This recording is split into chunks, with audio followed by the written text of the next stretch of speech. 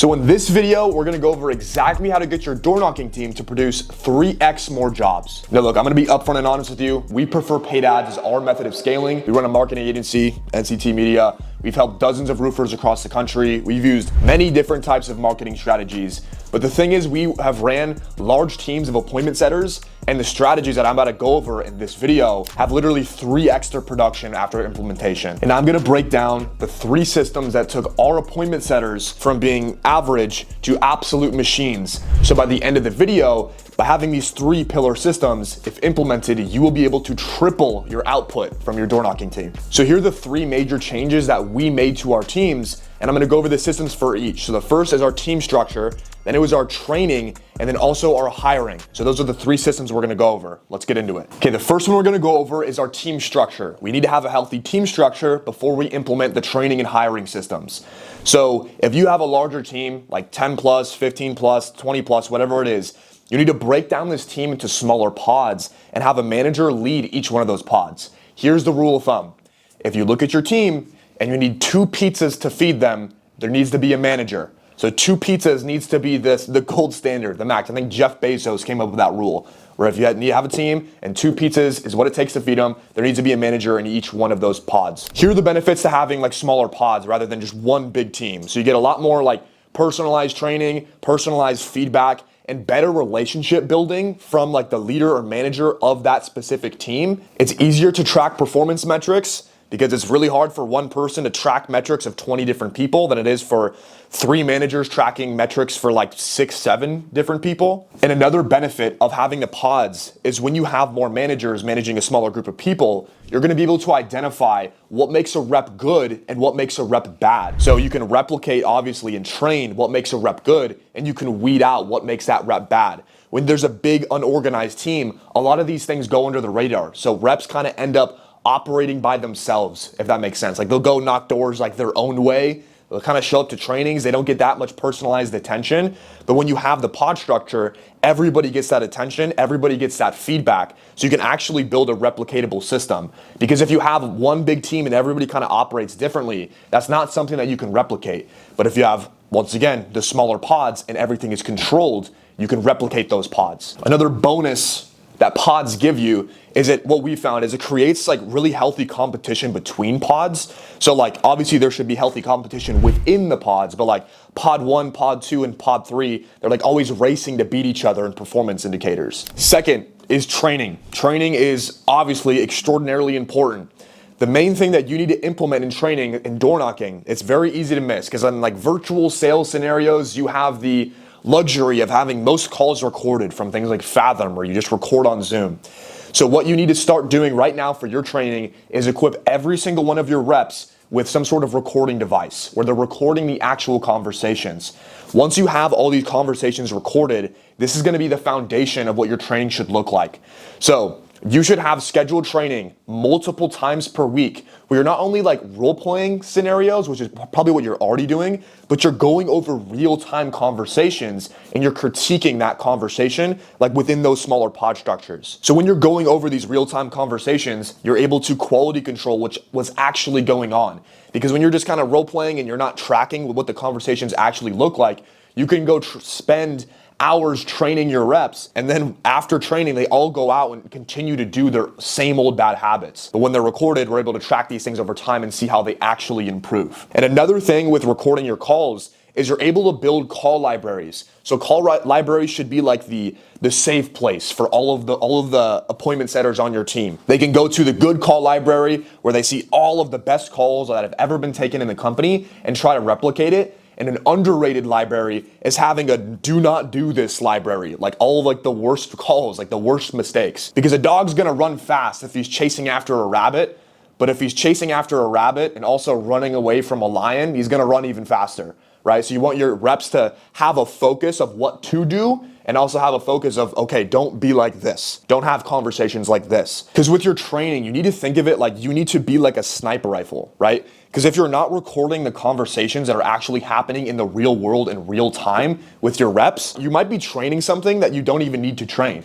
Like if your reps are just getting drilled by this certain objection and you don't even know that they're getting drilled by that objection, your training you're talking about something else that your reps might not need much training on, right? So when you have all of these recordings, like yes, you can build those libraries and they're great training resources by themselves, but when you're actually training, you yourself as a manager or your pod leaders, they're gonna have a lot more bang for their buck or bang for their minute with training. Like they're gonna be like very laser pinpointed because they're gonna know what the constraints are of the team because they're listening to the real world conversations rather than like practicing hypothetical, like theoretical role play scenarios, which are great, but it's not what you should only be doing. And then two other things that are really great about having these recordings and having like this training structure. The first thing, the rep themselves, they're gonna listen to their conversations in the training, and a lot of the things that you guys are gonna go over, they already know, so they can listen to themselves make a mistake and be like, okay, like this is a bad habit I have. So they like internalize like and become self-aware of their bad habits, right? But if they were never to go over those conversations, they continue to reinforce those bad habits, right? So you're kind of getting double feedback. And if you're doing the call recordings in front of all of your other reps, like if you're training, like, you know, Jimmy, you're going over his call recording, but Timmy and Sam and John are also watching that training happen, they're learning off of each other a lot more effectively as well. And that second benefit, which will make you so much more money and save you so much time, is your new hires, they're gonna get up to speed a lot quicker. The best way to learn is to observe and then do. Observe and do, and then just repeat that process. So you can only get so much out of a role play because it's not like the real world scenario, right? So when they're listening to these real world conversations, like within your guys' sales process, they're gonna be able to learn so much faster. So your new reps that you hire that knock doors and then quit because they weren't able to book an appointment for the first 2 weeks, that's gonna reduce a ton. You're gonna get people to perform quicker and therefore stay with you longer. Hiring, the third thing, let's get into it. So what you need to do is establish 3 to 5 non-negotiable traits that you're looking out for a new rep in your hiring process, and do not bend or break any of them for anything. You need to take a look at your current sales team, all of your past sales hires, and pretty much like what the values of your company are, and this is how you're gonna make this list. So what makes a good rep for your company? What makes them a good culture fit? What makes them successful here with us? You need to identify those 3 to 5 traits and seek those out in your next hires. And let's just say you have 5 established. If a rep has 4 of them, it's a no-go, no matter what. You need to find these and stick to these no matter what. It's gonna save you lots of time and wasted energy because making a wrong hire is gonna cost you tons of money. And here's what you need to do. So you need to make these values, not really just like kind of like experience or like skill set focus. They need to be like value focus. So for example, like integrity, coachability, competitiveness, like a customer first mindset, like whatever is really important for you, that's what you need to establish. Obviously, like hire somebody that's experienced or hire somebody that has like the skill set to do the job. That's like an obvious thing. So for these values, it needs to kind of be those intangibles that work within your culture. And here's the beauty of that. If you can build a team, and especially if you have these pod structures, where you don't just get one guy that is coachable, has integrity, and has a customer first mindset, but if you surround that guy with 5 other people that also share those values, it's gonna be like a force multiplier on your performance. A players love to work with A players. It's like you're just putting them into an environment where it just grows over time. They just get better and better and better just by being around each other, because you're putting the right people in the right place. So here's how you implement this one. This one is very, very, very important. You need to identify your core values as a company. And I know, I used to be this way too, where it's like, oh, core values, cringe, it's just like some corporate woo-woo bullshit. But I promise you it's not.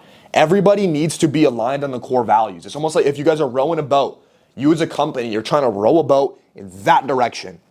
And every single employee needs to understand what direction and why are we going this direction. If you don't have these core values established and ingrained into the DNA of your company, you're gonna have somebody rowing that way, somebody rowing that way, somebody not even rowing at all, right? So that's why it's so important to establish these core values as a company first. And then once you have these core values established, you need to ingrain them and train this into your current management, right? So all of the leaders in your team, they need to be fully on board. If they are not fully on board with your core values, or they don't fit those core values that you've established, they gotta go. It has to. Once the managers or leaders on your team are trained in your core values, you need to establish a hiring process that can weed out like your interviewees have these values. So ask like certain interview questions or have like some scenario or something. Like you need to be able to interview them in a way where you're obviously clearly able to see if they share these values. Here's some guardrails for you to live by when you're implementing this. First one is fire fast if they don't align with the values. I don't care how long they've been with you. I don't care how good they perform. If they do not align with your values, they have to leave, okay? The second one, you need to constantly reinforce these values with your team regularly on meetings. Whether it's as a team, as like a full company meeting, or within those pods, it just has to be a common theme. Bringing them back to those core values. This is how we do things here. This is why we do things here. This is what we're supposed to be like here. Constantly ingrain it into their minds. If you think that you're just gonna tell them, here's our core values once, and then leave it at that, they're just gonna think like, oh, it's just one of those meetings again, like who cares, This needs to be something that is ingrained into the DNA, and the way that you're gonna do that is to pound it into their skulls until the end of time. Those are the 3 systems. If you're able to have the pod structure, it'll improve the structure of your team. You're gonna get much better feedback within the pods. It pretty much speeds things up within the pods themselves. If you're recording your conversations, you have a foundation where your training structure can be a lot more effective. So your managers or you, if you're training, you can be a lot more effective with your training minutes. And then the third one is identifying your core values and hiring according to those, and do not break them for anything. So hopefully this helps. If you want to watch some other videos about how to get more appointments, how to generate more leads, we have all of those videos on this channel. So go take a watch. Appreciate your time. Talk to you soon.